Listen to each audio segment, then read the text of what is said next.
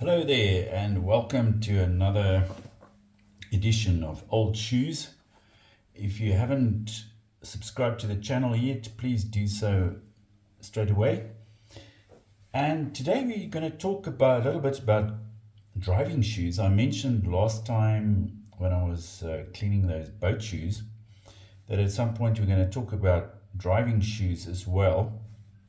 Now, the driving shoe apparently was first made in the early 1960s. There could have been some before that, but there was an Italian gentleman named Gianni Mostile, and he patented a car shoe in 1963.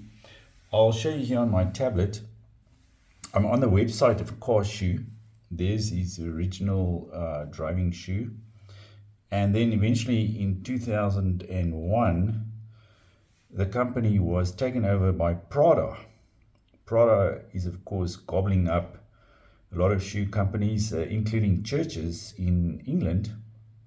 They've also bought that, and then the prices doubled. And car shoe has always been quite an expensive driving shoe, but it's now become even more expensive. So you're going to pay about $400-500 at least for a pair of car shoes. But these shoes I've got here today, they're not expensive ones. In fact, I think I probably bought them on a sale or something like that here in South Africa from a local chain store. And they're actually Australian. I mean, it's an Australian brand, Country Road, but they're made in Portugal. So they're not a high-end driving shoe at all.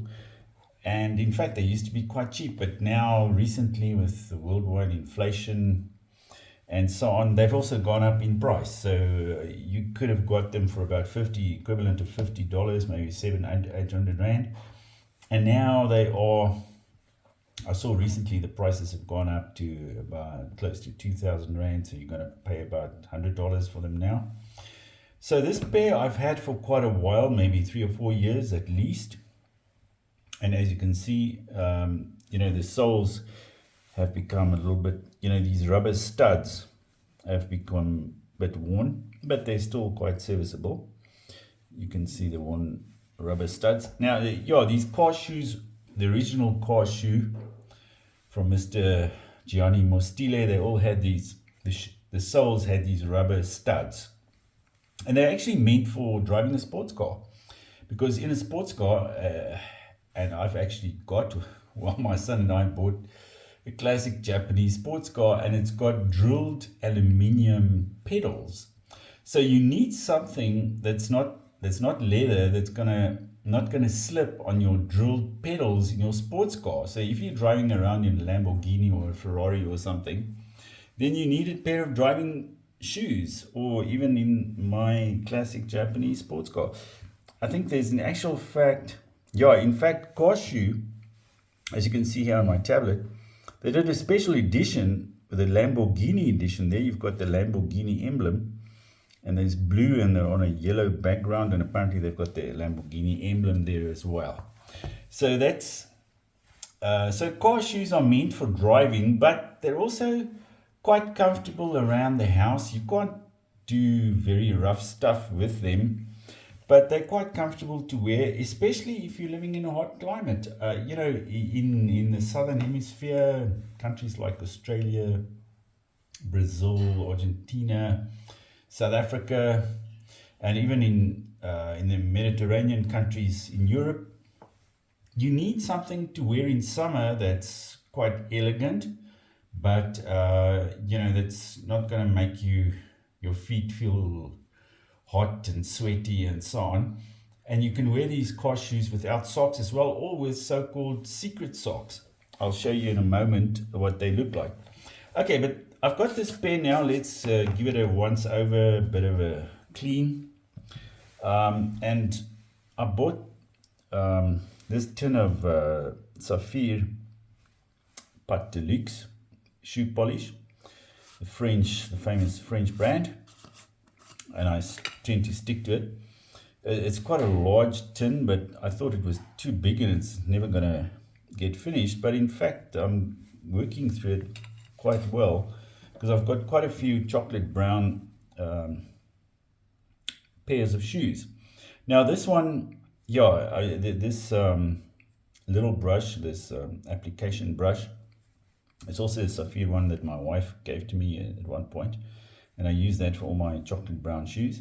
So I'm just gonna, yeah, and this is quite nice because it's not too, this polish is quite soft, and it, you know, and it's absorbed by the shoe very quickly. As you can see, I'm just going to dab on a bit more there. So, you know, sometimes I have to experiment with quite a few preparations and oils and so on, you know, to get the correct dose of oil, softening oil and mink oil and so on onto the shoe, like the Sapphire Renovateur. But yeah, I can just use this one tin of polish, and I'm just going to leave the one to dry a little bit, but it gets absorbed very quickly. As you can see, you know, if I scrape my finger along there, it doesn't even give off any of the polish because it's already gone into the leather. So here I'm gonna do the same thing, dab some polish onto it with an application brush, and along the sides as well. We can at some point talk about some other, you know, the more expensive brands of car shoes as well. I've got a pair of old Gucci car shoes, as well as Todd's, the famous Todd's Gomino. But they tend to be, especially the Todd's, they tend to be very delicate and you can't do much with them. Otherwise they tend to, you know, get worn out very quickly. Okay, but there we've also managed to get on enough polish. So now I'm gonna just close the tin and get to the right shoe, the right hand one, and give it a bit of polish with it. This is a horse's hair, smallish horse's hair, horse's mane brush. Very soft, and it's ideal for working this polish into the shoe. There we go, it's already starting to take a bit of a shine. And yeah, it's looking almost already as good as new. And there I've got this left hand shoe. Let's give it a good brush. The horse's mane. Yeah, and that's also coming along nicely. I've got them in, I use shoe trees for all my shoes, even for the driving shoes.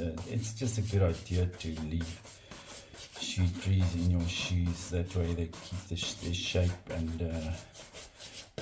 you know, and they also, you know, diminish or mitigate the kind of lines on top of the shoe where they fold. Okay, and that's it. That's the pair of country road driving shoes,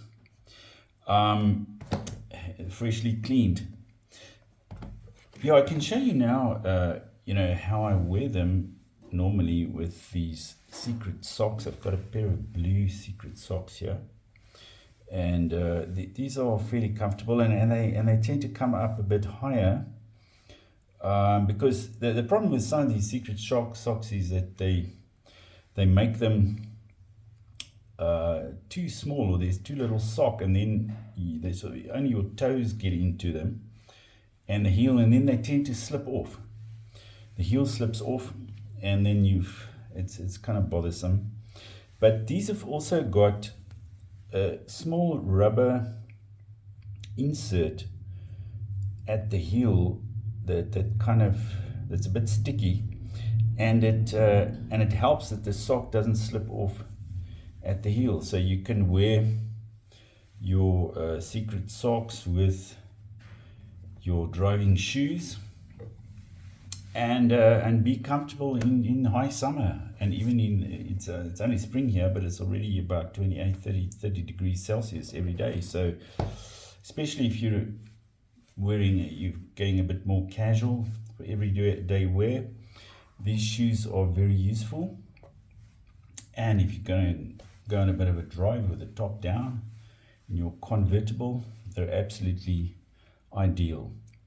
So don't forget to subscribe to the channel, and next time we'll take another look at some interesting old shoes.